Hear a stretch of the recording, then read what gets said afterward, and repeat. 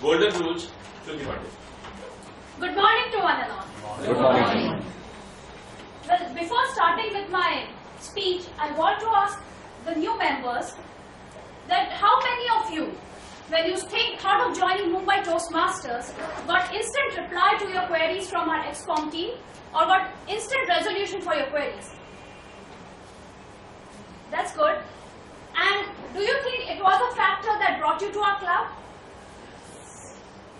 That's good to hear that. Today I'm going to talk to you about customer service. One of the principles that you can implement in your own life and in your business. Excellent customer service is the bedrock of any business empire. And there are two golden rules that I'm going to share with you today. And if you apply these golden rules, I'm sure that they will work wonders for your business. Rule number 1 says, customer complaint resolution time should be very short. So you have to make sure that whenever you receive a complaint from the customer, or if there is a disgruntled customer, his grievances should be handled instantly. It's important to listen to them and provide them the ear that they have been looking for. And never ever ignore on this opportunity that can work wonders for your business. And to prove my example, I want to share a short story with you. Now this is the story that was shared by one of the biggest business authors, Tom Peters. If you have heard of him, Tom Peters went to a hotel in Washington once upon a time and he couldn't tune into the sports channel. The TV at that hotel was just not working. So he called in the receptionist and said, "Hello, can you please call somebody in, a technical engineer or something? This TV is not working." And receptionist said, "Sir, I don't have the permission to call in the technical engineer, but maybe I'll talk with my manager, maybe he'll get into touch with him and then maybe they'll send it across to you." Tom was like, "Okay." 1 hour passed. Nobody turned up. He called in again. "Hello, there's nobody." She said that, "I'll get back to you in a while." 2 hours passed, 3 hours passed, 4 hours passed, nobody turned up. And next day, Tom left the hotel as a disgruntled customer. Just imagine the business opportunities that could have spread when Tom could have talked about this hotel, if only they could have repaired it in time. They just missed out on it. So if you don't have the solution for the problem in hand, at least you can say that I will help you out and I'll get back to you. But the biggest blunder is to leave a disgruntled customer in the middle of nowhere. And second rule is etiquette, mannerism, and your politeness matters a lot when you are dealing with the customers.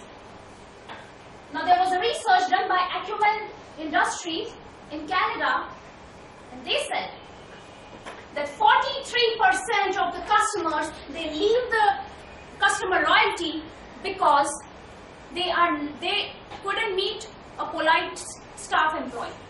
So because staff employees were very rude with the customer, they just leave the loyalty. So it's imperative that whenever a customer is taking services from you, you be polite in your dealings, you say thank you every time. All these small things can work wonders for your business. You tend to overlook these small things, but they matter a lot. At last, I just want to say that these golden rules can make immense benefit for your business, and any offers, any promotions, any slashing of prices won't do wonders as these two golden rules will. Thank you, and now floor is open for question and answer. Can I have some questions from someone? Yeah? If there is a disgruntled customer who is misbehaving or who gets out of control, what is the best way for a company or a client or your organization? Well, what I feel that there is a philosophy, and the philosophy says customer is always right. Though it's not entirely true, but at least customer thinks that he is always right. So you have to bear that in mind, and you have to deal with the logically rather than emotionally. So it's important that you ask questions, you ask reasons that why is he not okay with it, and then logically drill down the solution. Or let's say if he's burdening you with a complex set of problems, then the solution out there is not to get bogged down by the problems, but break it down into simple problems. Break a big problem into small set of small problems, and then approach all those problems individually, and I'm sure that you'll find your answer. I have a question. Yes? Don't you think that the companies, all of us being customers, know that there is a policy all the companies do have to handle their customers well and all. Sometimes customers also use it in a bad manner and try to get solutions of problems that are not practical, and have arguments with the customer care centers and everything. Don't you think so? See, at times what happened that this is also a major problem, that sometimes staff is not trained in dealing with the customers well. So communication comes into a picture at those times, how you behave with the customer. There's an art of persuasion, or there's an art that how you should talk to the customer, how polite you are in your mannerism. And when you're talking about those things, you should in a way train all your staff members, because it is imperative to train them how to take up calls, how to talk to them face to face when met with a situation. So trainings can help out a lot in such situations.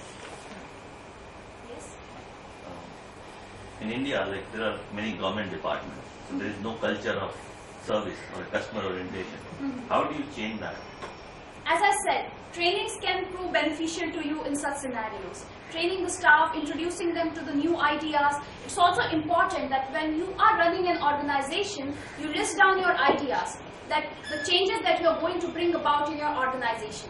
And then you can include it in your vision and mission statement of your company, and then you can definitely make an action plan to implement those ideas.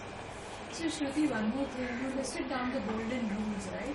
Yes. Don't you think one of the golden rules should also be like, get back to the customer with a solution?